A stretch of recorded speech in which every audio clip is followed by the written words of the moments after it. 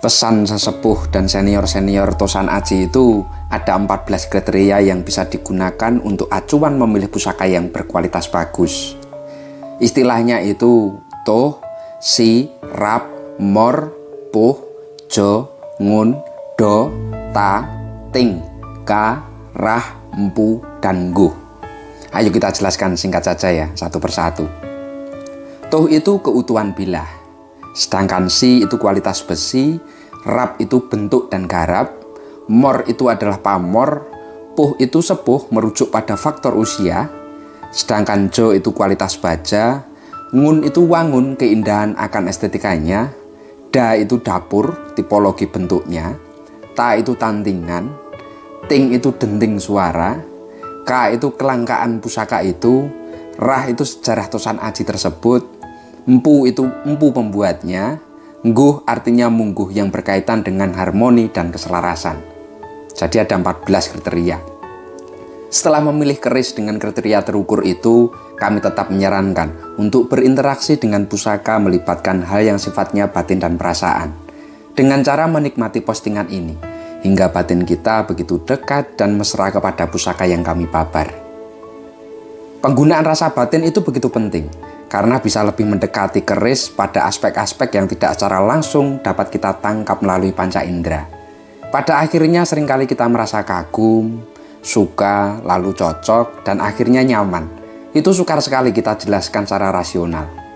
Barangkali interaksi batin dan perasaan kita sudah menyatu di sana. Mari kita babarkan pusaka bagus ini. Busananya gayaman langgam Yogyakarta dengan kayu timoho lawas dipadukan dengan pendok selorok bahan tembaga lawas yang cukup tebal. Secara keseluruhan itu pancen tutut hati. Pusaka Luk 13, Dapur Sengkelat, Pamor Tirto Tejo, Tangguh Mataram Srimanganti. Semilir angin bertiup menerpa di antara daun-dedaunan, sedangkan suara burung-burung bernyanyi dengan merdu, saling bersautan dengan binatang penunggu hutan yang mengelilingi telaga Madirda. Ia sebuah telaga tempat Dewi Anjani bertapa nyantika. Sebuah pertapaan untuk penebusan dosa-dosanya yang dilakukan di masa lalu hingga membuatnya berwujud wanara.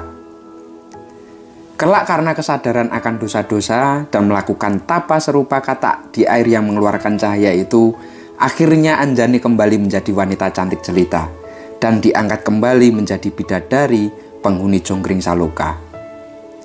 Seperti halnya Dewi Anjani yang melakukan penebusan dosa untuk mendapatkan kemuliaan. Konon Pandawa pun juga matirta di sebuah telaga yang airnya itu mowo cahyo, yakni air yang bercahaya. Budaya kami ini paternalistik, yaitu budaya yang menyukai tentang simbol dan sasmita. Barangkali para empu menitipkan pesan dan ajaran melalui simbol-simbol yang berupa pamor. Seperti halnya Pamor Tirto Tejo yang ada di dalam keris sengklat dengan Tangguh Mataram Srimanganti ini.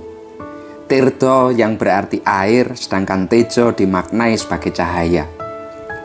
Sebagai simbol, Pamor Tirto Tejo bisa dimaknai sebagai toyo mowo cahyo atau air yang bercahaya. Simbol itulah mungkin para empu menitipkan pesan kepada kita semuanya, yaitu jika ingin terpenuhi hajatnya dan menempatkan kemuliaan serta keberkahan, maka senantiasa untuk memiliki kesadaran akan dosa-dosa dengan masa lalu. Seperti kisah pertapaan Dewi Anjani yang akhirnya menjadi penghuni bidadari Jonggring Saloka. Pokoknya bismillah, pusaka ini kami ucapkan dengan mahar Rp7.770.000.